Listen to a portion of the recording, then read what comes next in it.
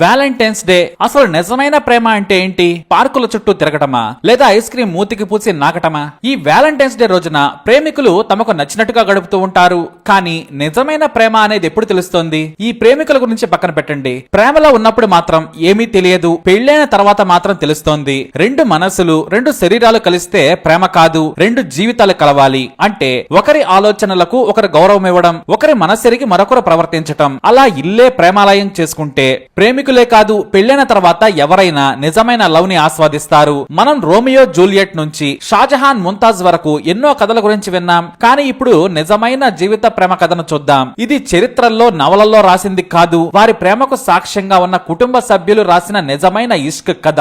బీహార్ కు చెందిన బోల్నాథ్ పద్మారాణిలది పెద్దలు కుదిర్చిన సంబంధం. పెళ్లి ద్వారా జంటయ్యారు. ఆ పెళ్లి తర్వాత ఒకరిపై ఒకరికి కలిగిన ప్రేమ ద్వారా ఏకమయ్యారు. ఎంతలా అంటే భర్త అంటే భార్యకు ప్రాణం, భార్య అంటే భర్తకు చెప్పలేనంత ఇష్టం. వ్యవసాయం చేసుకుంటూనే జీవితాన్ని హాయిగా ముందుకు సాగించారు. ఇద్దరు ఆడపిల్లలు పుట్టారు. జీవితం ఎంత కష్టాలతో పరీక్షించాలనుకున్నా వారిలోని ప్రేమ వారికి కష్టాలను దూరం చేసేది. ఇంట్లో ఉన్న వారి ప్రేమికులే. తమ పొలం దగ్గరకు వెళ్లినా సరే వారి కళ్ళు ఒకరి మీద ఒకరిపై ఉంటాయి. ఎలాంటి ఆపద రాకుండా ఒకరినొకరు జాగ్రత్తగా చూసుకునేవారు. ఆ ప్రేమను తమ పిల్లలకు కూడా పంచారు బోల్నాథ్ పద్మరాణి. ఎవరికి అనారోగ్యంగా ఉన్నా సరే ఒకరికి ఒకరు సపర్యలు చేసుకుంటూ ప్రేమ ద్వారానే తమ రోగాన్ని తగ్గించుకునేవారు. భర్తను ఏ రోజు కూడా పద్మారాణి కోపడలేదు. తనకు కోపం వస్తే అలిగేది. ఆ అలక చూసి మురిసిపోయి బోలనాథ్ కరిగిపోయేవాడు. అలా వారి జీవితం హాయిగా సాగుతూ ఉంది. కానీ అలానే ఉంటే జీవితం ఎందుకు అవుతుంది? 1990 మే 5న తీవ్ర అనారోగ్యంతో హఠాత్తుగా కన్నుమూసింది భార్య.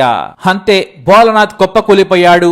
ఒక్కసారిగా ఒంటరివాడయ్యాడు. కానీ ఆమె రూపం పిల్లల్లో కనిపించేది. దీంతో అంత్యక్రియలు ముగియగానే అస్థికలను ఒక కలశంలో పెట్టి తన ఇంటికి ఎదురుగా ఉన్న చెట్టుకు కట్టారాయన.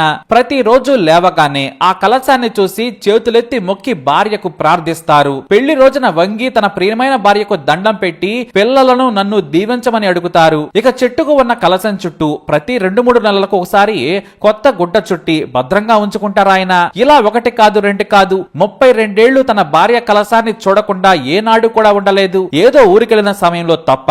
అయినా ఆయన లేవగానే తన మనసులో చూసుకుని భార్యకు దండం పెట్టేవారు. అలా తన ప్రేమను భార్య అస్థికల రూపంలో దాచుకొని దండం పెట్టేవారు. ఆ అలవాటు పిల్లలకు కూడా వచ్చింది. తన భార్య స్థానంలో మరో స్త్రీని ఊహించుకోలేకపోయాడు బోలనాథ్. అందుకే ఎంతమంది ఒత్తిడి చేసినా పెళ్లి చేసుకోలేదు. పిల్లలు కూడా చిన్నప్పటి నుంచి లేవగానే అమ్మ అస్థికలకు దండం పెట్టేవారు. ఏదైనా కొత్త కార్యం మొదలు పెట్టినా, మంచి జరగాలని కోరుకోవాలన్నా దేవుడి కంటే ముందు అమ్మ అస్థికలకే దండం పెట్టేవారు. అలా ఈ బోలన్న తన భార్య ప్రేమను ఒక జ్ఞాపకంగా ఉంచుకొని 32 ఏళ్లు బ్రతికారు. ఇక తన కూతుళ్లకు పెళ్లిళ్లైనా సరే వారు కూడా బోలనాథ్ మాదిరిగానే పద్మారాణి అస్థికలకు మొక్కి దేవతలా చూసేవారు.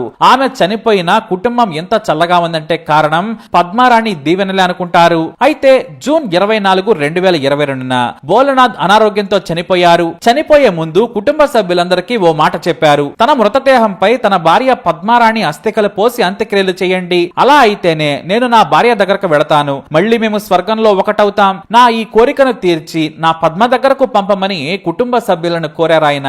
ఆయన కోరిక మేరకు కూతుళ్ళు అల్లుళ్ళు అలానే చేశారు. ఇప్పుడు చెప్పండి మరి, ఇలా వారి ప్రేమ ఎంత గొప్పదైందో అందరికీ తెలుసు. బోలనాథ్ పద్మరాణిల అస్థికలను మళ్లీ ఓ కలశంలో కట్టి అదే చెట్టుకు ఇంటి ముందు వేలాడదీశారు. వారి ప్రేమ ఎంత గొప్పతో మాకు తెలుసు. వీరి గురించి తెలుసుకుని తన పెద్దల్లుడు కన్నీళ్లు పెట్టుకున్నాడు. ఒక భార్యను ఇంతగా ప్రేమించిన వ్యక్తిని నేను చూడలేదు. మా అత్తగారిని చూడలేకపోయానన్న బాధ నాకు ఉంది. ఇప్పుడు వారి అస్థికలకు మేము రోజు దండం పెడతాం. బయటకు వెళ్లే ముందు మా అత్తామామ అస్థికలకు నమస్కరించకుండా బయటకే వెళ్లాం. మా పిల్లలు సహా ఎవరైనా సరే మాకు వాళ్ళు దేవుళ్లతో సమానమన్నారు వారి పెద్దల్లుడు అశోక్ సింగ్. మా మామగారు చూపించిన దారిలోనే వెళుతున్నామన్నారు అశోక్ సింగ్. వీరి ప్రేమ ఇప్పుడు బీహారే కాదు, దేశమంతా పాపులర్ అయింది. మరి ఇప్పుడు చెప్పండి, నిజమైన ప్రేమ అంటే ఏంటి? వ్యాలంటైన్స్ డే రోజు చేసుకునేదా లేక ఇలాంటిదా? మీ అభిప్రాయాన్ని కమెంట్ ద్వారా తెలియజేయండి. వీడియోని లైక్ చేయండి, షేర్ చేయండి, మా ఛానల్ ని సబ్స్క్రైబ్ చేసుకోండి.